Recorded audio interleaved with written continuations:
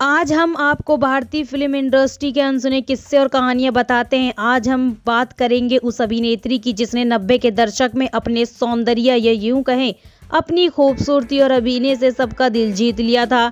जी हाँ, हम बात कर रहे हैं आशिकी गर्ल अन्नू अग्रवाल की। तो चलिए जाने उनके जीवन की अनकही कहानियां और कैसे उन्होंने सब कुछ छोड़कर सन्यासिनी बनने का फैसला किया। अन्नू अग्रवाल का जन्म 11 जनवरी 1969 को दिल्ली में हुआ था। वह एक संपन्न परिवार से ताल्लुक रखती थी। अन्नू ने अपनी प्रारंभिक शिक्षा दिल्ली में ही पूरी की और बाद में दिल्ली विश्वविद्यालय से समाज शास्त्र में ग्रेजुएशन की डिग्री प्राप्त करी। बचपन से ही अन्नू अग्रवाल एक उज्जवल छात्र थी और उनके माता पिता का सपना था कि वह एक सफल प्रोफेशनल बने। अन्नू का परिवार शिक्षा को बहुत महत्व देता था। उनके पिता एक उच्च सरकारी अधिकारी थे और उनकी मां एक गृहिणी। अन्नू ने अपनी पढ़ाई में हमेशा अव्वल दर्जे का अंक प्राप्त किया है। वह समाज शास्त्र में अपनी गहरी रुचि के कारण दिल्ली विश्वविद्यालय में दाखिला ली। कॉलेज के दिनों में अन्नू अग्रवाल का व्यक्तित्व बहुत आकर्षक था और उन्होंने कई फैशन शो और प्रतियोगिताओं में हिस्सा लिया। अब बात करते हैं अन्नू अग्रवाल के फिल्मी करियर की। 1990 में रिलीज हुई फिल्म आशिकी ने उन्हें रातों रात सुपरस्टार बना दिया। इस फिल्म में उन्होंने राहुल रॉय के साथ मुख्य भूमिका निभाई।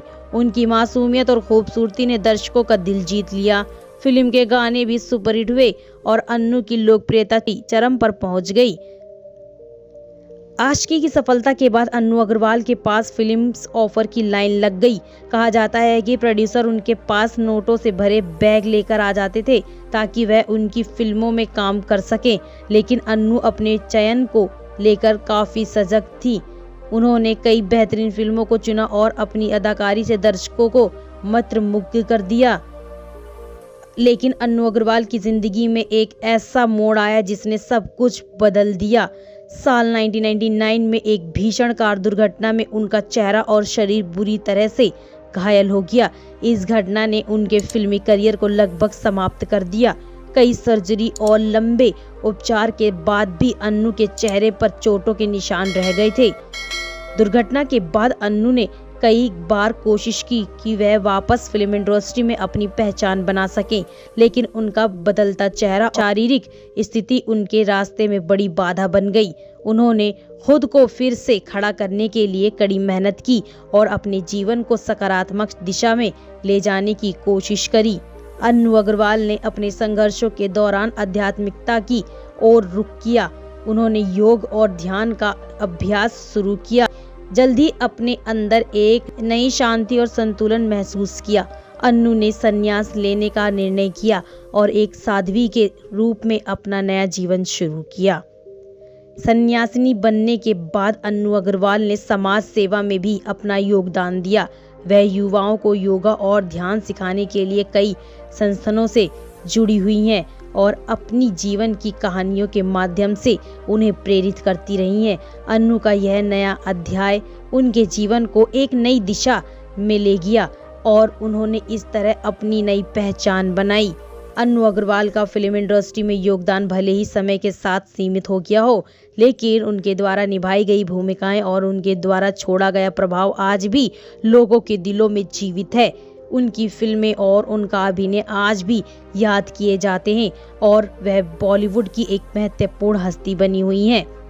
अन्नू अग्रवाल ने जिस तरह से अपने जीवन को बदलते हुए एक नई राह चुनी है, वह सभी के लिए प्रेरणा का स्रोत है। उनकी आध्यात्मिकता यात्रा और समाज सेवा का योगदान हमें सिखाता है कि किसी भी परिस्थिति में अपने आप को कैसे सकारात्मक बना सकते हैं और दूसरों के जीवन में कैसे बदलाव ला सकते हैं।